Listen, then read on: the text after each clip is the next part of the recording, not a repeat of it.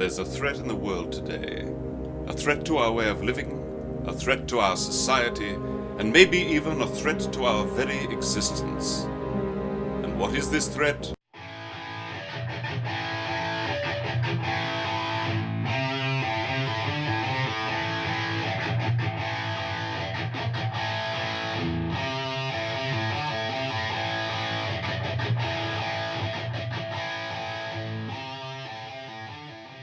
Good morning, everybody. Good morning. How are you today, Heidi? Howdy. Pretty good, TommyBoy. How are you? Not bad at all. Like we Got said, my coffee, I am TommyBoy, and I am Howdy. and we are Checkers and Wreckers. That's our button there. I am catching my breath here. Ran upstairs, had to grab a drink real quick. But needless to say, let's get this this Sunday morning show on the road. Pull up everything here. We're gonna start off with doing a little rundown of our Checkers and Wreckers picks of last week. Absolutely. Um, Pretty interesting. Not a bad race, really. eh, Not the biggest fan, huh? I don't know. I'm not completely sold yet. I don't know if it's the new package or what, but yeah, I'll just leave it at that. Really, They didn't really pack them up like they said they were going to, so that was kind of a little disappointing. Yeah. You know, they said that new package was going to bring a little more excitement to that race, but I guess I didn't think it was a terrible race overall. It had its moments, but they got it out there and they spread them out. So, but yeah, let's cover those from last week here. and in the end, it was Brad Keselowski that came out on top as the victor. Yeah, that's pretty impressive. We're going to cover that a little later here, but yeah, that is a heck of a feat to go in there and take a win after being like that. Like I said, he pulled off Michael Jordan there. You know, and speaking of that, one of my picks was Martin Truex Jr. and he was right there at the end. I mean, if there had been another lap, I think Truex would have got him.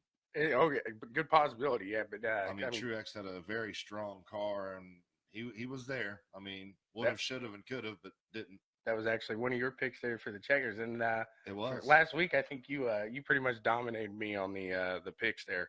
Your Truex and Harvick, which finished second and fourth for Harvick, yep. And you had Kyle Busch and Chase Elliott. Yeah, Elliott didn't. I mean, Busch was a good pick there. With Busch was a contender, but Chase that dog didn't hunt too good. No, it didn't. No, he didn't even bark. No, not really. And then the Wreckers, you even got me there. I almost picked two Wreckers in the top 10.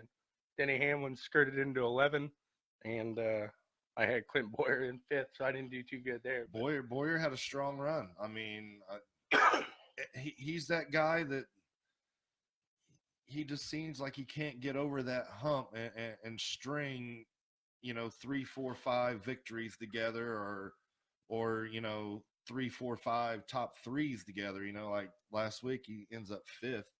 Like I said, strong run, and that Stewart-Haas team has strong cars, and all their drivers are quality drivers. I mean, right now Suarez is probably the only questionable in that lineup. I mean, with Almirola, Harvick, Kurt Busch is gone. Suarez took that. No, Suarez, Almirola, Harvick, and Boyer. Almirola there. Yep. So, and then my Wreckers, I had Kyle Busch and Ricky Stenhouse. Which Stenhouse did kind of. Stenhouse never disappoints. No, I mean, not in the Wrecker there. He's good for that. He still pulls together those. People look at him as I'm not going to say top tier, but people look at Stenhouse as one of those young guns that could be in the sport. But I just don't see it yet. I don't see it either. And he's been in the sport for what, 5, 6 years now? Yeah, I was going to say 4 or 5 years. Yeah. So I don't know if it's him. I don't know if it's the team. I don't know what's going on with Ricky Stenhouse, but he's been with multiple teams now, hasn't he? He's not been on. No, he's been with Roush the whole time. Yeah, Roush the whole time. Okay. But he just seems like he hasn't lived up to the hype. Right. Exactly. Like I said, yeah, people always talk about him, but let's see it. And then going on to our dark horse picks for last week, I had Matthew D. Benedetto, which he put it in 26th, and you had William Byron. Which 17th. But I don't think either of us win on that one. Nah, we'll call that a draw. Yeah, exactly. Yeah, you got to be top 15 to call a dark horse, I guess. So Yeah, I would say, top 15, top 10. So I guess keeping on with the NASCAR vibe here, you got last week's race, the stage one, the guy that's going to put it in the wall or he's going to win it. Yeah. That's Kyle Larson took that first stage win. And I do think he's solid. People give him a hard time for either, checking or wrecking. I mean, I'll give him this. He's going to drive the wheels off the car. That's for sure. Oh yeah, and I mean he's young. I do see he's one of the younger guys. I do see as the guy that could be, the up and coming Tony Stewart. He's another driver that if he could get luck to go his way, sometimes he would be in the winner's circle. He's on the team. He's got the car. So, yeah, he's and like I said, he'll drive the wheels off right. of it. So and then stage 2, Kevin Harvick takes the win, which out of 6 stages since they start the stage racing, out of 6 stages at Atlanta, Harvick has won 4 out of the 6. I saw you put and I think we spoke on Harvick a little bit last week, but people kind of he is top tier. I mean, I would say it's hard to debate. Harvick is not the best guy out there right now. He's the veteran driver in NASCAR right now. The Jeff Gordon, the Dale Earnhardt, if you will, how, and I'm not comparing him to them as far as I know what driving, you're saying, absolutely. But you look like when Harvick come into the sport, you had Jeff Gordon and Tony Stewart were kind of the veterans and the guys that you wanted to outrun on the track. Right, those are the guys you were gunning for on Sunday. Yes, you're looking. Hey, where are they at on the track? Yeah, exactly. Exactly. And if Harvick's in your rear view, you're getting a little nervous. That's for sure. Harvick is very, very consistent, and I look for him to have a really good year this year. Yeah, I could see him being a championship contender again. Kevin Harvick, I think he's always a championship contender. And then like we said, Keselowski does it, and I think this is interesting. I didn't even expect him to really take a full race last week. I thought he was going to start because his attitude, his mantra, but I did not think he was going to be able to finish that. Didn't they say that, what was it? Was it an hour or 4 hours before the race they gave him his last IV? I was listening to him talking. He said 6 hours before he was in victory lane. So it was probably an hour, like you said, 2 before the race. Okay. He got his final IV. That's impressive. It is. Look at how dehydrated you're going to get during a race like that. I mean, these guys lose a lot of fluid. I mean, myself, and I'm sure other fans out there like to call him Brad Crashlowski. I'm not the biggest fan of him personally, but I mean, he knows how to drive a car. Right. I would give him. An interesting stat. First win for Mustang in Monster Energy Cup Series. Yes, absolutely. Yeah. So that is definitely and definitely won't be the last. Yeah. But and he also becomes the most winning Penske driver in NASCAR. So I can see that. That is something like you said. I mean, he's one of those guys. He's going to put it in the wall, or he's going to win it. So moving on to this week's race, Las Vegas. So just to throw this out there, you got Kyle Busch has won the truck race now and the nationwide race. Yeah, exactly. So let's talk on that for a minute here. That's what I'm leading. I'm building into this here. There's only been one driver to win all 3 series in one weekend. Do you know who that driver is? No, I do not. Is it him? It's Kyle Busch. And he's done it twice, both times at Bristol, 2010 and 2017. He does the trifecta. Hey, hello there. Yeah, Dan, how you doing? But yeah, to do the trifecta at Bristol, that's even more impressive. Yeah, no, that's a tough track to run that around. All those laps and all that time out on the track.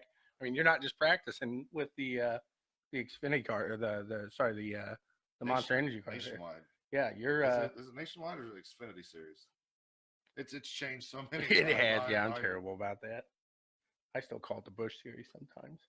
I'm I guilty don't of call it doing that. Winston I Cup do anymore. call it. That I will say. Oh, but yeah. So, well, I mean, what do you think overall about these guys that? And I guess I can't really say these guys anymore because it's more so. Really, we just see Kyle Busch going out there and running the three races like this the whole weekend. He's out there. He's logging multiple laps. Now, granted, it's not the same car he's going to run today, but he's still getting a feel for that track, muscle memory. Right. He's getting a lot of that. So, what's your opinion on that? I don't like it. I disagree with the Cup guys. Running the smaller series, and my reason being is, like last night, if Kyle Busch wouldn't have been out there racing, Christopher Bell and was it Tyler Reddick, they would have been shooting out for the win. I mean, Kyle Busch wouldn't even been in the equation.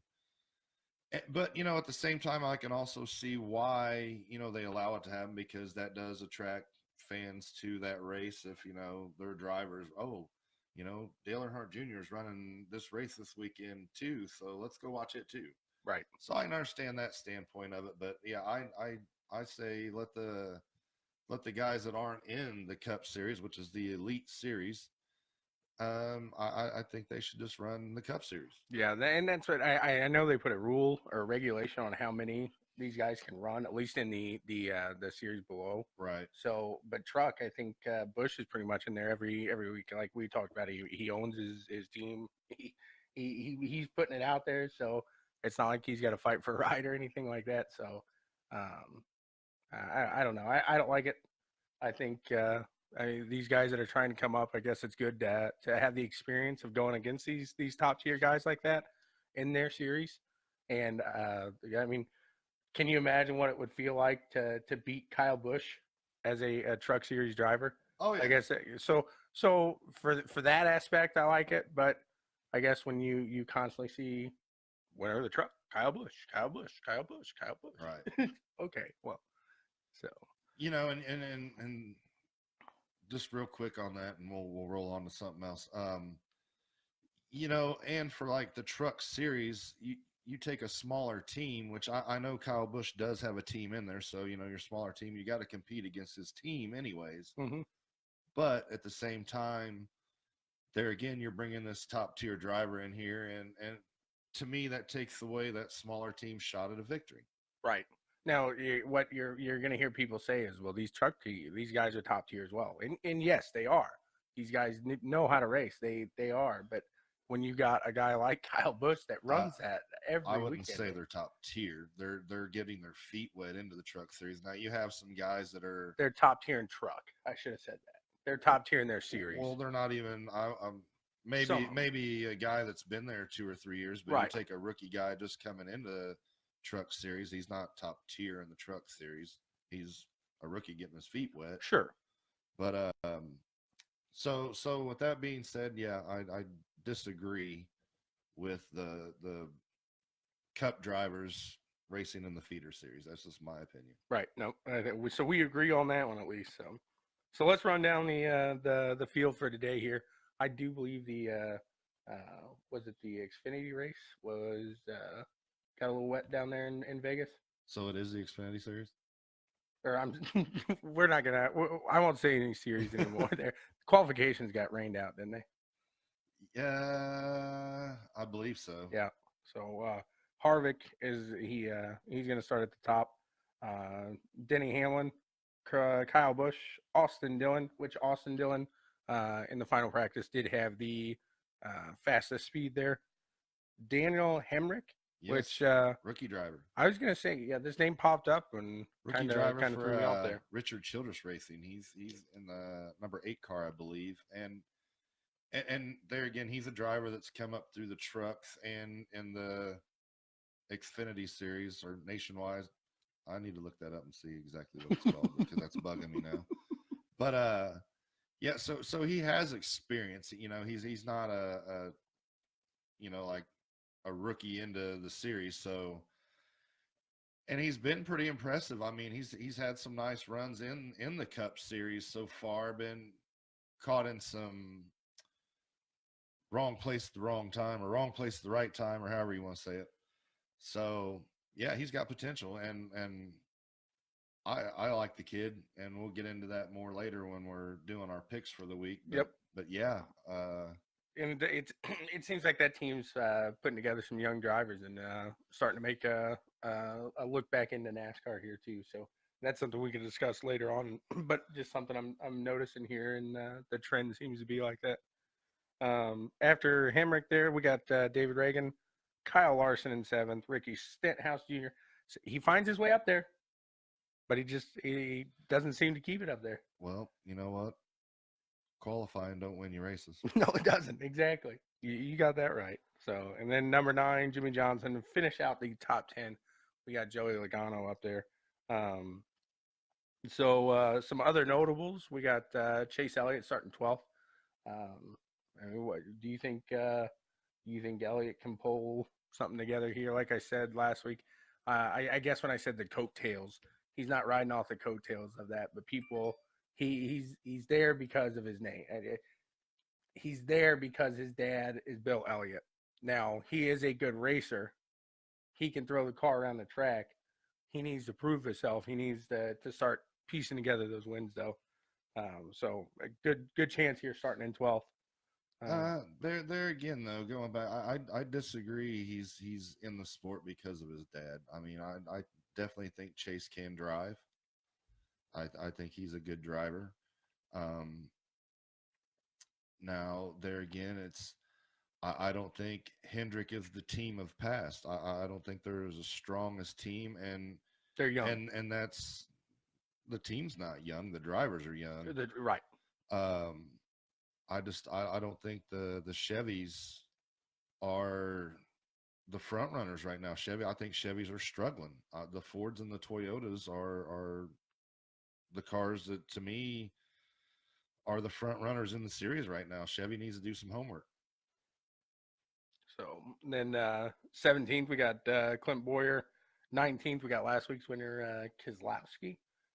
So it'd be interesting to see if he can pull it up from the middle of the field there. Going down the pick, I'm going to note 21, position 21, Bubba Wallace. We'll go over that a little later. Martin Truex Jr. starting 23rd. Yeah, he didn't have a good qualifying run. He's not looking too good at Vegas. Qualifying doesn't win you races, though. True. You said Howdy said it first. Amarillo, last week's pole winner, starting 25th. Got Kurt Busch back in 28th. Ryan Newman 29th. Kurt just doesn't seem to pull together a good run here in Vegas. No, his average finish, even though that's his hometown track, his average finish at Vegas is 22nd. Yeah, the track likes his brother a little better. I think everybody likes his brother a little better. Well, even still with Kyle, if I remember right, I could be wrong on this, folks, but I think he only has 1, maybe 2 Cup wins at Vegas. He's putting it together this weekend, though, so we'll see if he can finish that trifecta today. Kyle, that is, not Kurt. And then Newman starting behind him in 29th. Anybody else? Did I miss anybody there in the notables there? Nope. Tammy says Kyle Busch is her pick for today. Tammy's picking Kyle Busch. Tammy's saying Kyle Busch is going to get the trifecta. Kyle Busch, and Tammy, we're going to cover that a little later. It's hard not to agree with you, like we said before, just with all the track time and practice he's gotten in, and all that area that comes together. That should show today. Yeah. So that's kind of wrapping up NASCAR for last week and this week. We'll get into our picks later, but for now, that's our NASCAR discussion. Yeah, I nothing to add on that. I think we close it on that. Okay. I think we're good. Yeah. Let's hop to NHRA. You sent me a text during the week, told me to turn it on, and we got to hop it on, watching some what was it, Pro Stock? Tuesday night, yeah, it was Pro Stock. So let's discuss that real quick, because I'm not a fan of it. You know, it's always been NHRA on Sundays, or if it's a Saturday night race, usually it's Sundays with NHRA, because usually it's qualifying Friday, Saturday, then race final elimination Sunday, or unless it's U.S. Nationals and it's on Monday. But they've always televised Pro Stock funny car, Top Fuel Dragster all the same show. Well, then now this past week, it's been Sunday they televised Funny Car and Top Fuel Dragster, and then Tuesday night they did an hour of Pro Stock. You know, Pro Stock's already getting kind of dinged by NHRA because I think they cut their schedule to either 16 or 18 races this year.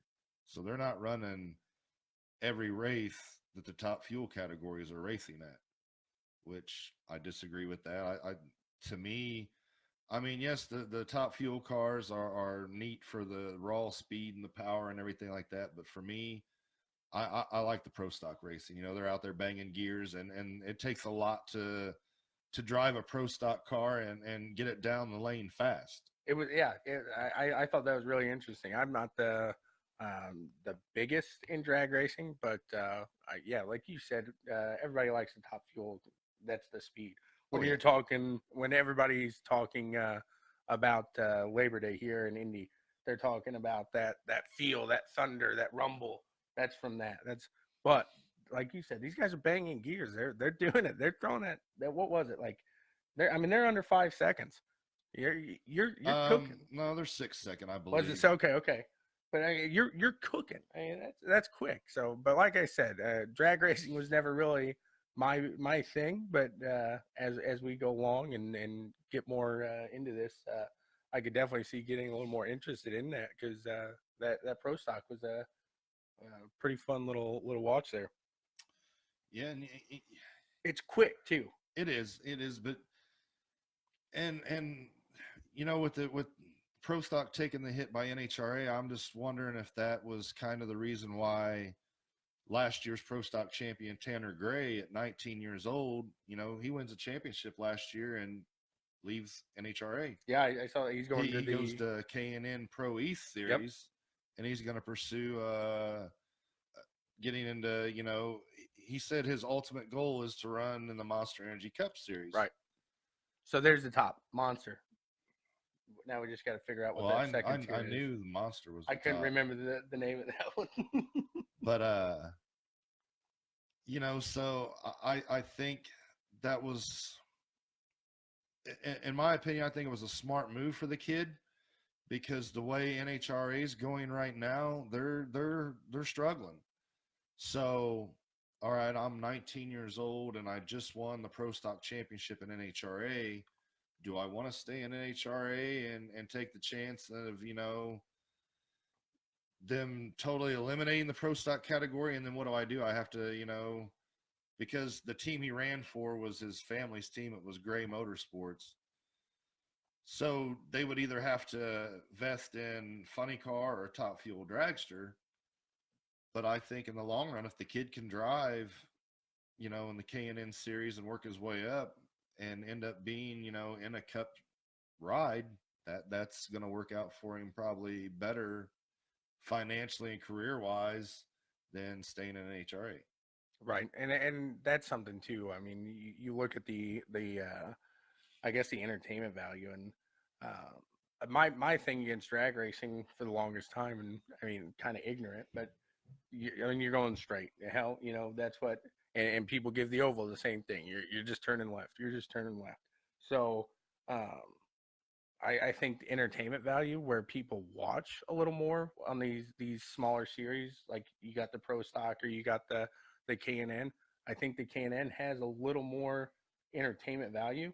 That way he's going to get his name out a little more. He's going to get that. So if he wants, I mean, he said he wants to get into NASCAR. That's his goal, is that top tier NASCAR. But I would say if his name gets out there, he gets the sponsorship, and somebody wants to put in Top Fuel, he's going to hop back in Top Fuel. I think a lot possibly. It just depending on the way his racing in the K&N, if he's moving up or advancing. I mean, if he's just stuck there in the K&N Pro Series and stuck there for 3-4 years, then yeah, I could see him going back in a Top Fuel ride. But if he's goes out this year in the K&N Series and within a few races somebody comes to him, hey, you know, I'd like to see you drive my ARCA car, Right. Okay, let's do that. And then, he goes out and runs the ARCA car a few races. Hey, I'd like you to hop in my truck and take it and see what you can do with it. So, I mean, if he's advancing like that, I say NHRA's in his rearview mirror, and he's not thinking about NHRA. It's not something you often see the switch between drag and oval and road course racing. Yes. Actually, Doug Coletta, which is a top fuel driver for Coletta Motorsports and top fuel champion, he originally got his feet wet and right out here at the oval at IRP in midgets and sprint cars. Nice. So he ran midgets and sprints, and I believe was a champion in the midgets, and moved on to NHRA. But you usually don't see it the other way, is what I'm saying. From drag to the oval and road course, and from what I've seen at least, you've got your few that obviously have done it. If you're a racer, you're a racer. Yeah, it's a different style of racing, though. Like I said, though, if you're a racer, how can I put this into perspective with I think some people just can get in about anything and drive it. I think they're natural and have that talent. And I mean, it takes a little getting used to a different driving style, but I think you can do it. Right. That's the guy that can do that's going to be your top tier guy. He can hop in obviously. Right. Wow. Oh, geez. So, real quick, I'm going to bump back to NASCAR real quick because I did miss a big piece here. It's on the Pro Series West. I'll tell you what, man, Hailie Deegan, that slide job she had to win that race, that was fun. And NASCAR just needs to bring back dirt track racing. I think that's proof of it right there. There still is NASCAR series that run dirt, and sorry, Monster Energy needs to bring back dirt track racing. Let's see these top tier guys on the dirt track because that was fun. That was a fun race. Well, I mean, the truck series does go to Eldora and they run on dirt, so that I think that's kind of NASCAR's answer to people saying, "Oh, I want to see Kyle Busch run dirt. I want to see Jimmy Johnson run dirt. I want to see those guys." Larson's ran dirt. No, they all started out doing that. No, I'm talking about in the truck series. They get at Eldora and they run the trucks in the dirt. I want to see the trucks go around. I want to see those cars. I want to see that Mustang. I want to see that. Well, but the thing about it is then you're going to have to – each team is going to have to build however many drivers they have, and you're going to have at least a couple cars for every driver. Oh yeah. You're going to have purposely built cars for one race, and I don't see it happening, which, yes, they've done it in the trucks, and I would like to see the trucks run a few more dirt races because it is neat to watch them. I would actually like to go to Eldora and see that truck race because it's pretty neat. But as far as the Cup Series, I don't see them ever running on dirt. And Haley's actually going to take her talents to ARCA. She got a ride in ARCA. She's going to do a 6 race run this year, and she will be here. So maybe we can go out there and check her in the ARCA series here and try to talk to her and get her insights. So let's hop back to NHRA. Well, and more on the Hailie Deegan story. Yep, sorry about that. That is Brian Deegan's daughter. Right, yeah. If I don't know if people out there are familiar with Brian Deegan, Metal Militia, freestyle motocross team, yep. and X Games, and so he's a pretty familiar name in the X Games world. And now to see his daughter in NASCAR and going out and winning races and looks very good behind the wheel and comfortable, and she can handle the car, so I'm anxious to see what she can do in an ARCA car. Yeah, people gave Danica, I think, a little more publicity than needed because of being a top tier driver and being a woman in the sport. This is the woman that needs the recognition and everything. She is I think she could be the next Jeff Gordon, the next Jimmy Johnson. So well, that's too soon. Keep your eyes out. Watching her in that race, man, she's got some skill. So she gets a ride. She finds some luck. She could have some great success in the top tier series there. So let's hop back to NHRA real quick here. Finish off session 1. Last week, Brittany Force. I thought she was going to take it, but she ended up getting upset there against Jordan Vandergriff in his debut. Yeah, rookie Jordan Vandergriff, Bob Vandergriff's son, now piloting the Top Fuel dragster, and looked real impressive. He went, a few rounds last weekend, and being a rookie and going against the Top Fuel category, and he looked good. I can see him pulling off a win or two this year. And then Steve Torrance there, that was kind of who I was picking to win the Top Fuel category last weekend. He didn't look too good, but his dad Billy went out there and he took it. He put it on him. Yep. And if you listen back to the audio, I did call that one. I called Billy. Yes, you did. called Steve. I thought you were calling Yes, Steve. But or sorry, you called Steve. I thought you were calling Billy. No, got that I mixed called up there. And then, like we said, watching the Pro Stock Series, Jake took that, and you did call that as we were watching together there via text message to me. I can say that at least. And then we spoke on the Tanner Gray issue there. So. Yeah. Hagan takes the win over J.R. Todd and Funny Car, which Robert Hiatt was laying down some passes, and I thought that was the car to beat, and goes up there and I believe it was the semifinals, and yeah, I don't know what he was thinking. It's like he had a total mental loss the line, and just something got him out of his rhythm. But yeah, Hagan was the second fastest car all weekend. But that's what you could have the second fastest car, but if your reaction time is that much quicker, you're going to take that win. That's what's really interesting, I think. Looking and watching more on the drag series is just not only the speed of the car, but the speed of the driver's reaction to that light. Drag racing is a total package. I mean, the driver has to be able to knock down the tree and cut a light. You have to have the right tune-up in the car.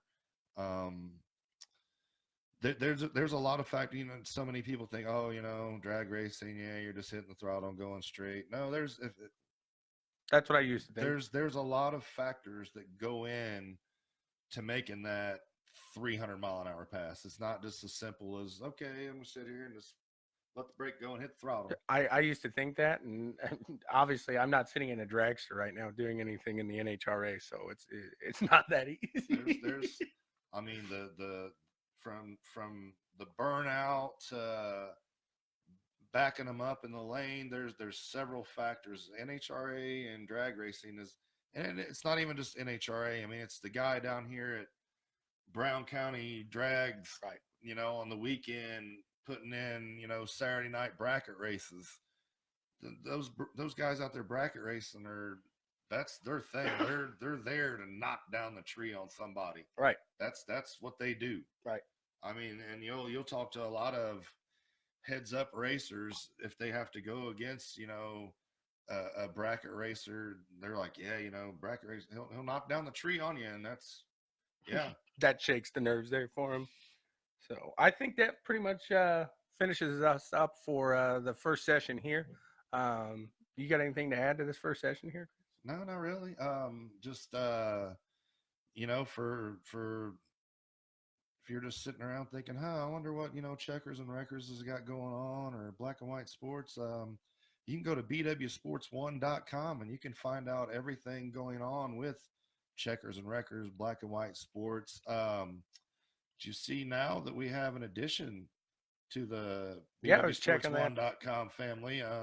Julian Thomas with esports and whatnot. Yep, and whatnot. Yeah, yeah. He'll be covering all aspects of esports. So, Julian, if you would love to incorporate whatnot into the name, that would be fantastic. I did like a little bit there on esports and whatnot Wednesday. It was good. Yeah. So like I said, bwsports1.com, and you can keep in touch with everything going on. That's an outlet to all of our social medias, to Instagram, Twitter, Facebook, everything there. Google Play, iTunes. You got it all there. That's SoundCloud. The one trick pony. That is where you go for everything there. He said one trick pony. I love that, bud. Yeah, it's pretty fun. It's pretty fun. We'll have to. I can't wait for the Halloween episode. That's all I'm going to say on that. But Yeah, the Halloween Number episode should be 24. 24, number 24. That's the one.